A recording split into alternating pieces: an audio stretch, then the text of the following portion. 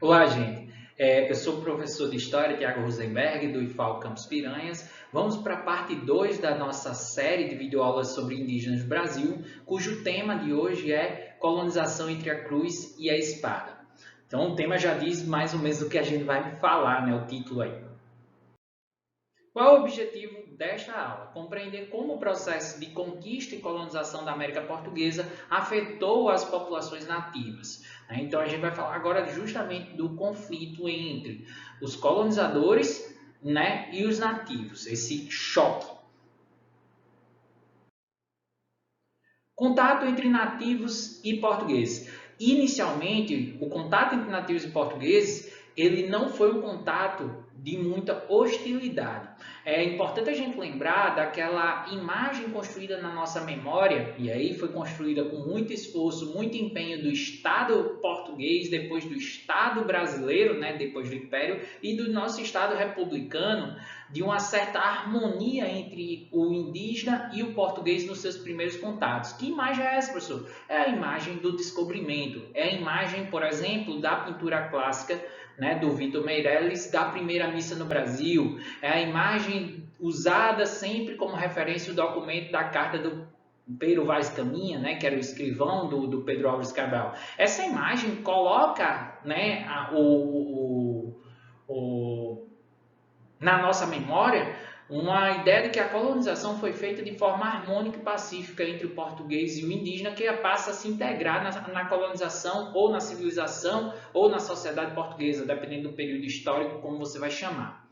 Ela é problemática, ela meio que resume toda a relação entre portugueses e indígenas a um momento específico que foi a chegada dos portugueses na América, naquele primeiro contato ali. Mesmo naquele documento já temos uma visão eurocêntrica que desrespeita o índio. Naquele momento, o Pero Vaz Caminha diz que aquela terra é do rei de Portugal. Ele já dá a entender que procurou ouro ou prata, saber se tinham ouro ou prata e não sabiam.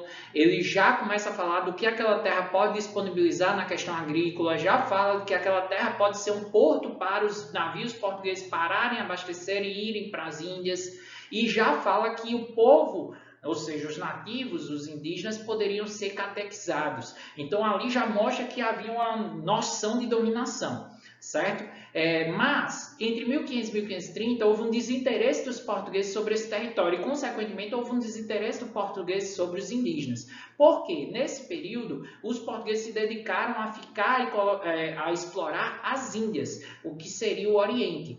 Consequentemente, aqui foram muito mais usadas expedições ou navegações para ter o comércio do pau-brasil, ou seja, chegavam os navios portugueses, mas não só portugueses, franceses também fizeram muito isso, chegavam no litoral, negociavam o pau-brasil cortado pelos povos tupis-guaranis, principalmente, que dominavam o litoral, através do escambo, através da troca. Então, esses povos forneciam para o Brasil e recebiam utensílios, instrumentos, coisas feitas pelos portugueses. Machados, armas, mas também roupas e outras coisas, certo? Que era do interesse do indígena por não ter aqui.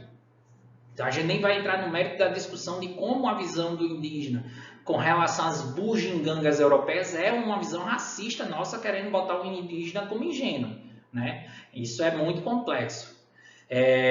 O contato, então, foi inicialmente benéfico para os povos indígenas que acabaram adquirindo coisas que eles antes não tinham. E isso vai ser muito usado nesses povos indígenas, por exemplo, entre um grupo para dominar outro grupo. Né? É o caso das armas, é o caso do machado. Com os franceses eles conseguiram muitas armas. Tá? Os portugueses eles não compreendiam e eram um pouco interessados na cultura tupi-guarani ou desses povos. O objetivo deles era muito pragmático, era conseguir para o Brasil, obviamente. Né? E é marcado esse período com a chegada ou com a vinda desses corsários, que são os piratas legalizados por outras coroas, como a francesa. Né? Os franceses vinham também buscar para o Brasil. Aí você tem uma imagem, né, derrubada do pau-brasil, baseada, né, na obra do André Tevet, que foi um francês que esteve no século XVI na França Antártica, que eu já falei na aula passada. Então, esse é o primeiro, digamos, o primeiro momento. Só que a coisa vira em 1530. Em 1530, começa-se a conquista e colonização do território. Os portugueses, agora com o comércio das Índias Ocidentais, das Índias Orientais cada vez mais fraco, cada vez menos produtivo, eles vão se dedicar a dominar esse território também porque os franceses estão cercando esse território, chegando nesse território com interesse. Então, qual é o processo que eles vão fazer? É o processo de povoamento da terra, que a gente chama de colonização. Qual é a colonização? Eles vão trazer pessoas, vão doar terras a essas pessoas, doar terra, né, numa terra que não era deles, lembrar disso, mas eles acreditam que são deles, vão pegar essa terra, vão recortar, doar terra para essas pessoas, que essas pessoas vão povoar, eles vão se assentar, vão habitar essa terra. O povoar aqui já é uma visão preconceituosa e eurocêntrica, ele está dizendo que a terra é despovoada, né? Além disso, esses povos tinham que dominar os povos indígenas e explorar economicamente essas terras. E aí entra o papel da cana-de-açúcar a partir do século XVI, que passa a ser o nosso principal produto durante toda a colônia, mesmo com a mineração, mas também a pecuária, as drogas do sertão na região do Amazonas, a pecuária na região do sertão do que hoje é o Nordeste e a mineração na região central, então que é onde funda Minas Gerais, mas também Goiás, Mato Grosso. Então, vocês têm aí uma expansão dessa colonização. O objetivo da colonização é claro. E aí a gente pode apontar 3 objetivos. Servirem a Deus, né, que os portugueses queriam, que era a expansão da fé católica, que era catequizar esses povos, os povos indígenas. Servirem ao rei, que é a colonização dos novos territórios, que a gente acabou de falar. E a exploração econômica para o mercantilismo, que era a busca de matérias-primas, sejam através da agricultura, matérias, né, gêneros tropicais, como a cana-de-açúcar, ou da mineração. Parte dessas mudanças, né, econômicas que ocorriam, essa colonização, desculpe, é parte das mudanças econômicas que ocorriam na Europa. Que mudanças econômicas são essas? Expansão marítima, mercantilismo, colonialismo. E o indígena não foi visto como alguém apto a ser integrado nessas mudanças econômicas. Integrados que eu estou dizendo assim, não foi apto para dizer, deixa o indígena ser indígena e vamos tentar ver se ele que tem interesse de participar disso. Não, de forma alguma. O indígena foi visto como um impedimento. Ou ele tinha que ser explorado por essa mão de obra, ou ele tinha que ser varrido, né? Ele podia ser explorado como mão de obra, ou ele poderia ser extinto, né? Varrido dessa terra para que esses pudessem povoar. Então, essa visão, a visão eurocêntrica vai predominar na relação de domínio. Então, qual é a justificativa que vão encontrar para poder fazer essa colonização de forma tão violenta ou tornar esse índio explorado como mão de obra ou extinguir esse índio? Os índios eram vistos como sem pudor, como pecadores. A primeira noção é colocar esse indígena como alguém que era pecador. A fé católica ela foi muito usada para justificar a violência. Se eles não eram cristãos, se eles são pecadores, então, portanto, eles podem e devem ser dominados. Essa é uma narrativa muito comum. E aí vão criar o mito também, que é o mito do índio selvagem, do gentil bravo, como é o termo. Gentil não tem a ver com gentileza, é povo bravo. Que era a ideia deles serem canibais, que era a ideia deles serem lascivos, ou seja, sexualmente pecaminosos, que era a ideia da idolatria, coisa que, por exemplo, essa é uma das questões que a gente pode até refletir. Por exemplo, os índios não tinham na sua religião ídolos, mas eles vão colocar essa religiosidade indígena como uma coisa ruim. Então eles vão endemonizar o indígena para dizer, podemos dominá-lo, ou podemos dominá-lo através da exploração de sua mão de obra, ou podemos dominá-lo através da extinção deles e tomar os seus territórios. A gente vai discutir isso melhor. Então o português ele tentou acabar com a cultura indígena. Tentou. É bom, é importante falar essa palavra tentou. Se eles tivessem acabado, nós não teríamos povos indígenas até hoje, apesar do número ser muito baixo. Tá certo? Então, os povos indígenas resistiram. Muitos povos indígenas conseguiram passar pela colonização e chegar até os dias de hoje. Aí vocês têm uma imagem clássica sobre a imagem do canibal, a imagem do indígena como selvagem. Essa imagem, né, essa desenho se chama Cenas de Canibalismo, feito pelo Theodor de Brie, aquele mesmo alemão que eu falei lá, que nunca pisou no Brasil, mas que era usado como ilustrador de livros de viajantes que vieram ao Brasil, justamente para ilustrar o livro do Hans Staden, aquele europeu que ficou preso numa aldeia Tupinambá e ficou ameaçado de ser canibalizado, digamos assim, usando o termo pejorativo da época. E nesse momento, se vocês observarem, a imagem mostra não só os índios assando a carne humana dos seus rivais, mas também, se vocês observarem nos rostos dos indígenas, como eles aparecem deformados, como se fossem animalizados ou endemonizados. Se o seu celular não está tão bom, amplie um pouquinho ou procure essa imagem, vocês vão notar isso, que até a criança parece estar colocada aí como se fosse um animal. Então isso é muito severo, é uma violência muito grande feita pelo europeu na visão sobre o indígena, e isso justificava a colonização. A mudança que vai ocorrer na relação dos colonizadores com os nativos, que essa relação domínio, vai gerar uma escravização dos povos indígenas, que a gente vai chamar, ou que eles vão chamar, melhor dizendo, na época de negros da terra. Veja como eles já fazem a analogia. Por quê? Porque os portugueses já escravizavam africanos no século XV. Então, no século XVI, aqui na América Portuguesa, eles já estão acostumados com o trabalho de escravos, né, que eles exploravam. E aí eles vão chamar de negros da terra. Nessa questão, a gente tem que chamar muita atenção que houve uma intensa mão de obra indígena escravizada. Isso é muito pouco falado nos livros didáticos, é muito pouco falado nos textos, mas parece que, por exemplo, eles escravizaram os indígenas, depois vieram os africanos escravizados e os indígenas deixaram de ser escravizados. Não, mesmo com o volume de africanos escravizados chegando e realmente sendo maior do que o de indígenas, os indígenas continuaram sendo escravizados durante todo o período colonial, certo? Por quê? Porque era mais barato que o negro da Guiné, como era chamado o africano, e nesse caso eles vão ser, por exemplo, muito utilizados como escravos nas regiões menos ricas, nas regiões onde a lavoura açucareira não é predominante. É o caso do sul, é o caso do centro, né, do que hoje é o centro do Brasil, e é o caso do Amazonas. Então, se vocês olharem o mapa, vocês vão observar que a mancha marrom, seja marrom claro ou mais escura, é onde os indígenas estavam sendo escravizados. Então, quanto mais escuro, mais indígenas sendo escravizados. Os europeus, para escravizar esses indígenas e dominar também, não só para escravizar, mas para dominar os indígenas, eles usaram muito das alianças dos próprios, das rivalidades dos próprios indígenas e fazendo alianças com os indígenas. Como assim? Eles sabiam que os povos X combatiam os povos Y, por exemplo, os tupiniquins combatiam os tupinambás, que é o caso da imagem aí, então eles se uniam aos tupiniquins para derrotar os tupinambás. Esses povos derrotados acabavam sendo escravizados por portugueses. Quando eles não participavam dessas expedições conjuntas para derrotar um povo, eles compravam povos derrotados de outros grupos. Então, eles vão usar da rivalidade, da tradição de guerra dos povos indígenas que vão acabar, né, vendendo esses povos. Professor, mas por que os indígenas fizeram isso? A gente tem que lembrar que os povos indígenas do que hoje é o Brasil, eles não tinham unidade, eles não tinham um governo central, eles não tinham a identificação de que aqueles povos, por exemplo, todos são indígenas. Essa é uma identificação que o colonizador vai fazer. Cada aldeia, cada povo tem sua própria identidade, existe a sua própria cultura e sua própria autonomia. E as rivalidades já existiam antes dos portugueses chegarem. De certo modo, os tupiniquins se aliam, por exemplo, aqui da imagem, aos portugueses para sobreviver também. Eles estão resistindo à colonização. Se eu me alio aos portugueses, significa que não é meu povo que vai ser escravizado. Então, nós temos também uma lógica aí muito forte. Em outros momentos, vocês vão ver que esses povos nem sempre se portaram assim, né? Teve povos indígenas que se uniram para resistir aos portugueses.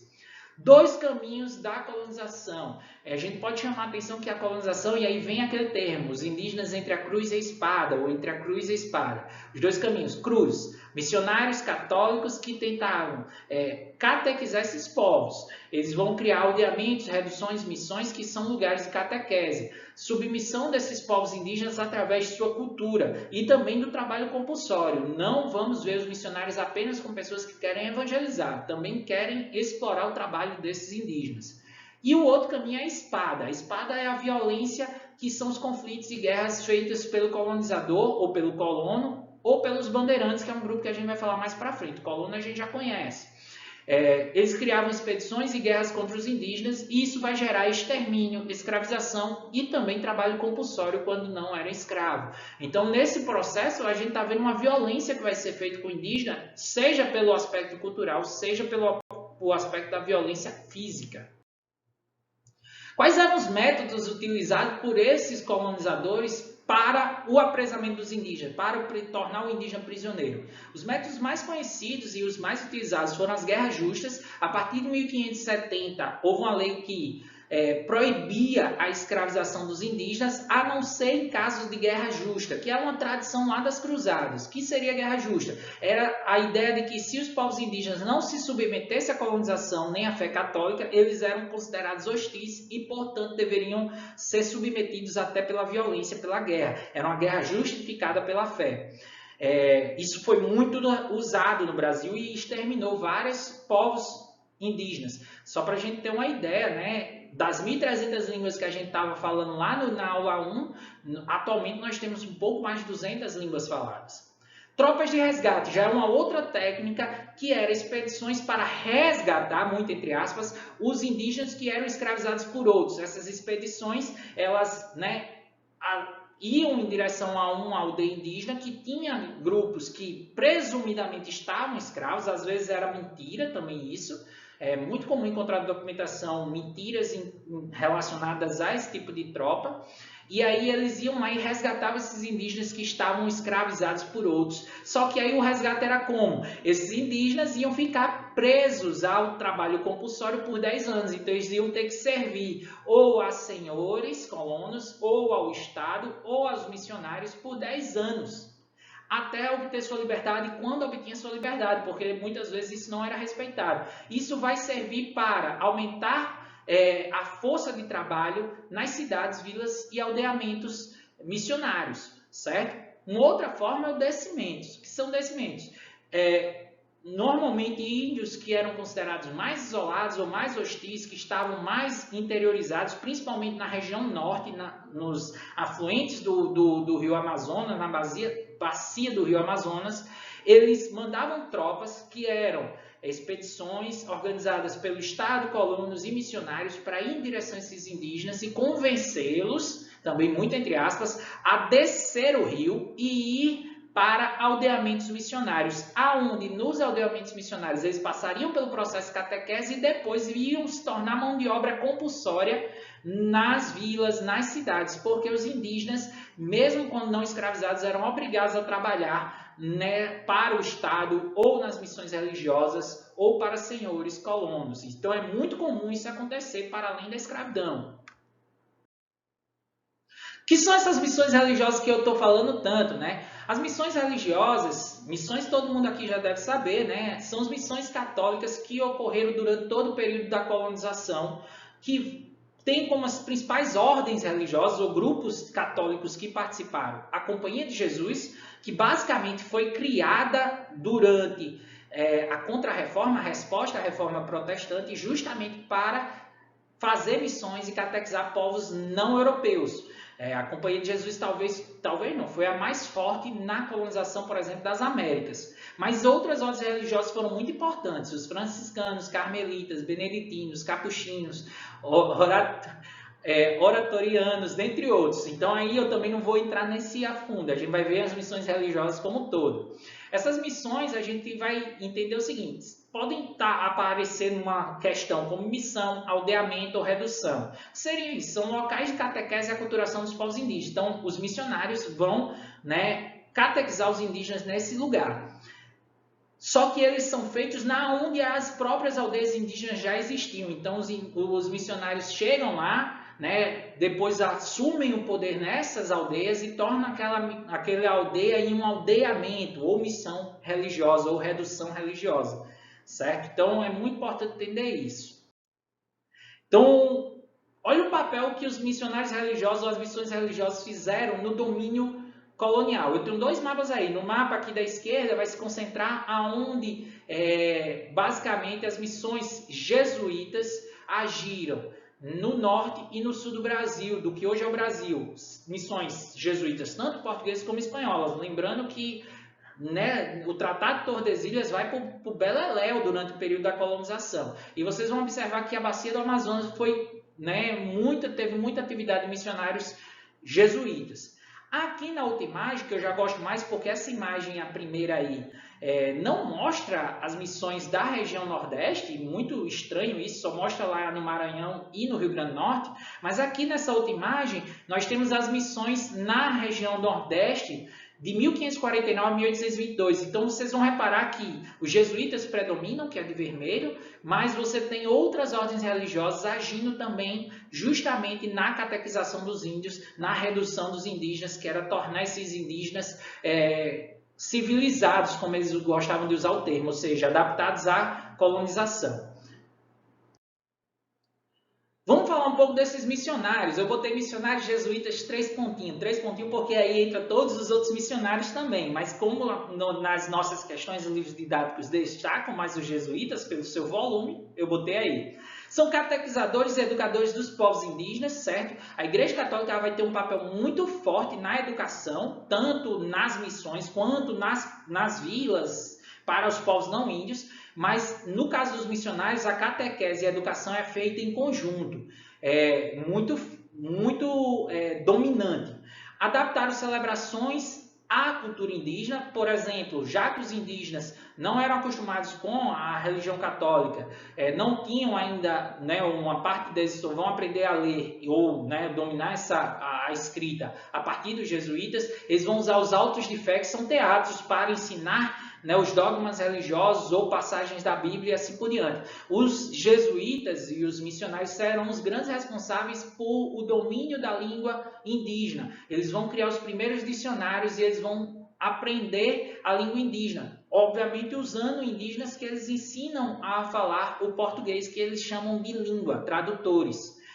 São vistos como caraíbas, confundidos com aqueles pajé-açu que eu falei lá atrás, né, na aula 1. Então, isso também vai ser visto muitas vezes com os indígenas com uma certa, digamos assim, um certo olhar diferenciado, porque como os missionários também migravam, eles às vezes eram bem recebidos nas aldeias, outras vezes não, teriam que sair enxotados das aldeias, certo? E eles viam, em sua maioria, os nativos como folhas em branco, ou seja, né, eles viam o nativo com uma certa visão de ingenuidade e de inocência, que era uma folha em branco que você poderia ali, né, ensinar a catequese, ensinar a religião que eles aprenderiam. Essa visão, com o tempo, ficou até tão estereotipada que eles acabavam dizendo que o indígena esquecia tudo. Você ensinava hoje, ele esquecia amanhã. O padre Antônio Vieira, que aparece aí na imagem, reclamava muito disso. O Manuel da Nóbrega, que foi o primeiro jesuíta a implantar essas missões, também reclamava disso. E aí nessa imagem a gente mostra bem, a imagem que retrata bem, se a gente olhar criticamente, a visão que os jesuítas tinham sobre povos indígenas. Essa imagem é retirada de uma biografia do padre Antônio Vieira, considerado o maior jesuíta, o maior missionário que aqui teve, o defensor dos índios, por várias cartas que ele escreveu contra a escravidão indígena. E essa foi publicada, a biografia dele, em 1742. E tem essa imagem aí, célebre padre Antônio Vieira. E aí nessa imagem, se você observar, aparecem os nativos aí como submetidos, olhando para ele como uma figura diferenciada, como uma espécie de santo, se rendendo ao padre Antônio Vieira, consequentemente também se rendendo à própria cristianização. O indígena aí é retratado como essa folha em branco, né? E o padre Antônio Vieira destacado como um grande, né, salvador. Essa é uma das problemáticas maiores com relação às missões religiosas. Como era o processo de catequização e civilização? Eles chamavam de dobrar o corpo e a alma. Dobrar o corpo significava o quê? Disciplinarização do indígena, criar uma disciplina no indígena no modo de trabalho europeu. Estabelecer um aldeamento, um regime de trabalho no modelo europeu com horas dos dias trabalhando e trabalhando para a produção de excedente, totalmente diferente da cultura indígena, certo? Então, se por um lado eu estou mudando a cultura dele de trabalho, por outro lado eu também estou mudando a alma dele, que é dobrar a alma, que era a doutrinação da fé. Durante vários momentos do dia, cria-se uma rotina de rituais, práticas, costumes, celebrações, orações, obviamente missas e também pregações, onde boa parte da temática se dá não só com a apresentação do cristianismo, mas com a crítica à própria prática cultural indígena, como a poligamia, por exemplo. Boa parte dos povos indígenas tinham, praticavam a poligamia, que é ter vários companheiros ou companheiras, e isso foi muito criticado e foi, obviamente, alvo das missões.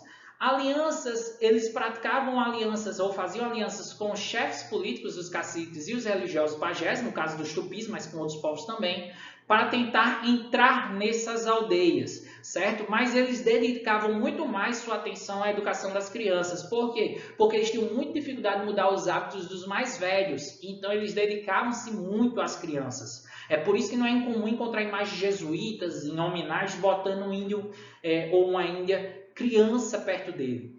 Muitos grupos indígenas aceitaram o abrigo dos aldeamentos para proteção, para se proteger, certo? Então, muitos grupos indígenas, quando viam o avanço da colonização, quando viam as expedições, a guerra justa sendo aplicada contra outros povos ou contra ele mesmo, corriam para as missões jesuítas ou missões religiosas na busca da proteção, porque se estivessem lá não seriam escravizados ou mortos.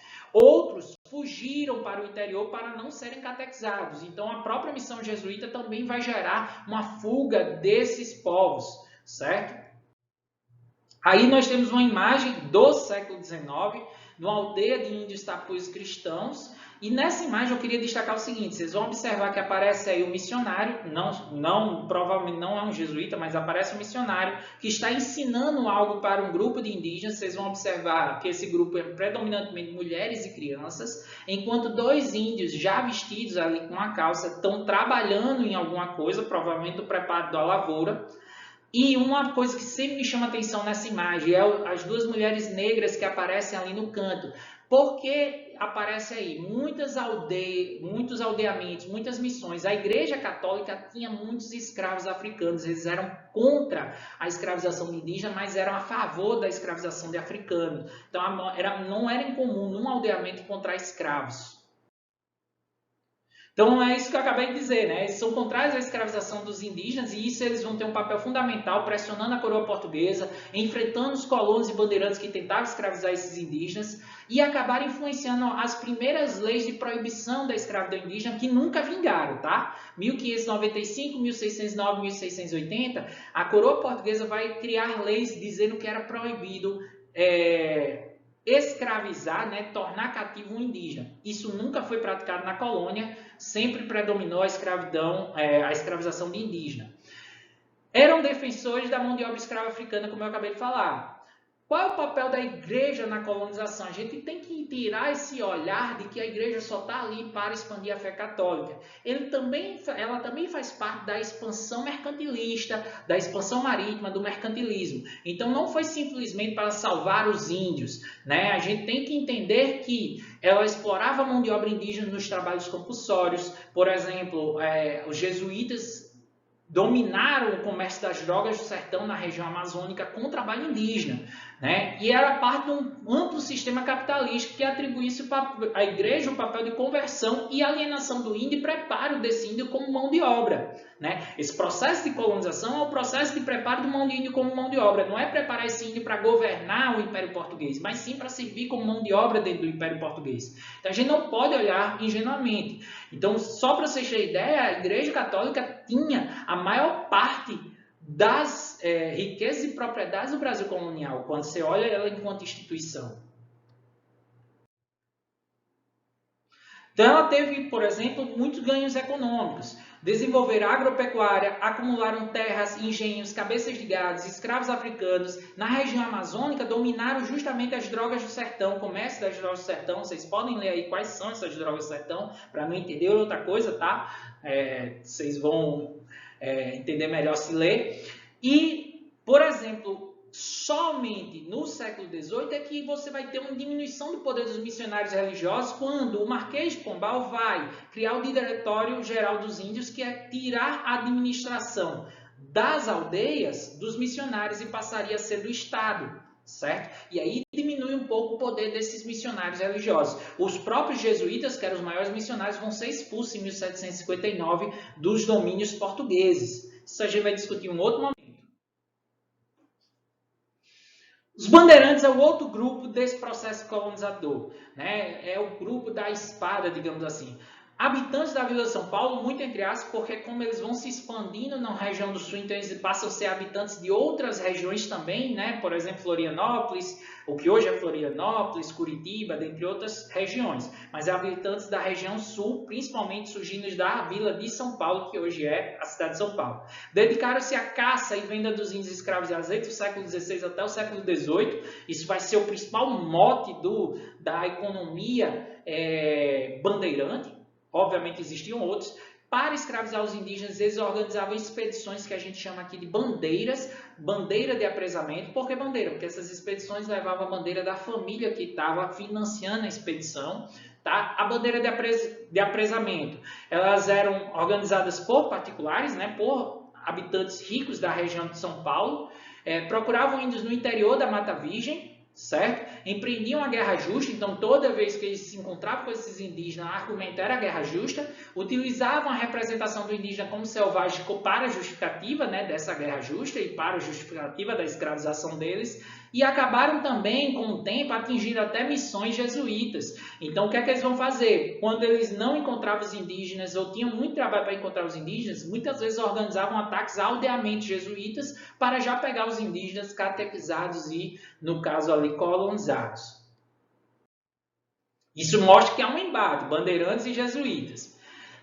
Os bandeirantes, curiosamente, eles constroem uma sociedade mestiça. O interior de São Paulo não tem nada a ver com o São Paulo de hoje. Aquela região era uma região pobre economicamente comparada às regiões de lavoura açucareira. São Paulo em si está muito no interior, não é tão produtiva na questão do açúcar. São Paulo, a vila, né, a cidade.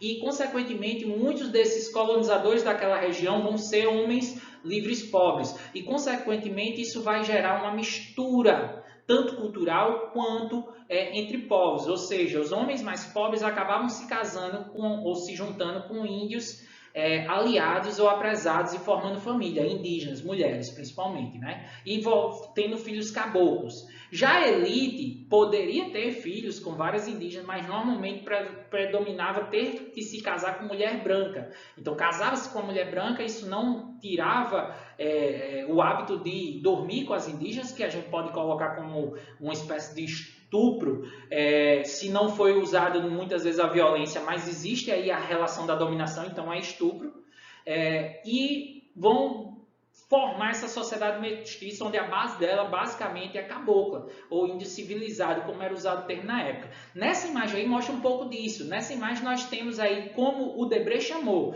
O Debré, quando pinta essa imagem, ele bota o nome desses soldados aí de soldados índios civilizados da província de Curitiba, trazendo prisioneiros selvagens. Ambos são índios, só que os soldados aqui, como a gente está falando da base, né, soldado, eles são índios civilizados, são caboclos, que é o termo também de época usado para esses indígenas. E os outros são índios selvagens que foram aprisionados. Esses índios civilizados aí que aparecem são os bandeirantes. Nesse caso, não é elite bandeirante. Bandeiras também eram feitas para outros objetivos, só para a gente destacar aqui que não é o nosso foco. Bandeiras de prospecção na busca de ouros e metais preciosos, vão ser essas bandeiras que vão encontrar ouro em Minas Gerais, em 1693, eu botei em 95.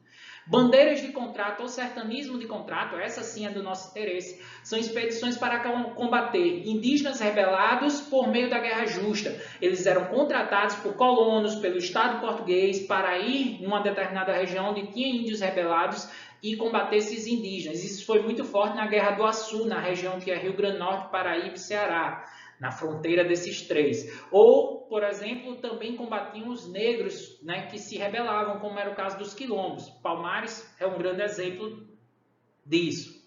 Eram financiados, como eu já disse, por autoridades locais ou senhores de engenho, e além dos pagamentos em riquezas, muitos desses bandeirantes recebiam lotes de terra, que são sesmarias naquela região, que depois eles passavam para frente ou exploravam.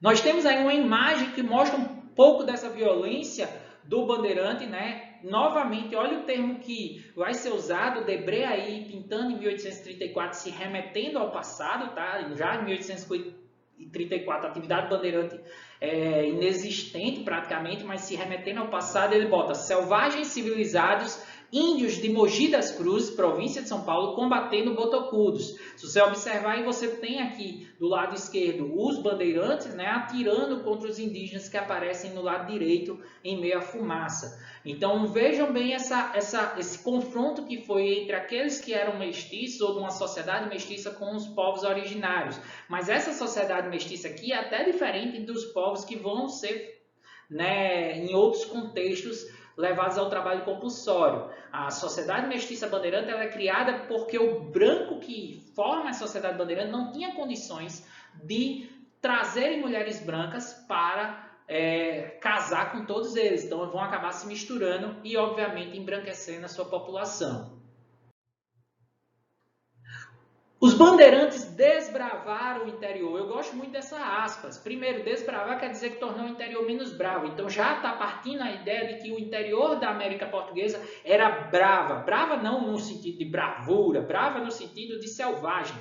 E aí essa imagem vai ser muito construída nos livros didáticos, nos textos de história, na internet e nos vídeos, que é que os bandeirantes colonizaram os territórios distantes, levaram a colonização portuguesa para o interior, principalmente do período da União Ibérica, quando Portugal e Espanha estavam formando uma única coroa, que é 1580 a 1640, né, um rei só para os dois países, e aí o Tratado de Tordesilhas já não existe, né, não faz sentido.